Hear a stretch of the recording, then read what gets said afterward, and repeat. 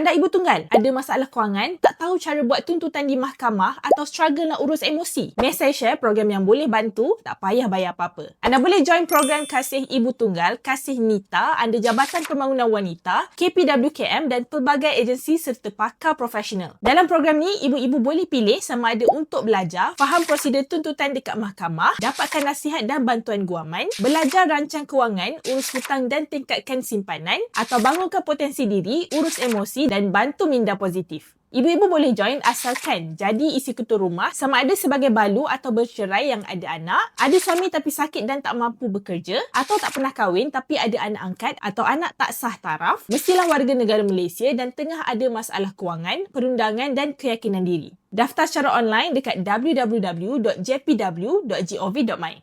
Baca dan fahamkan butiran program, lepas tu tekan pautan biru ni untuk daftar. Isi maklumat anda untuk teruskan pendaftaran. Cepat mohon sebelum 20 April 2026 untuk dapatkan slot, okey? Share video ni pada kenalan ibu tunggal korang dan follow Isantro.my untuk info best setiap hari jam 8 malam.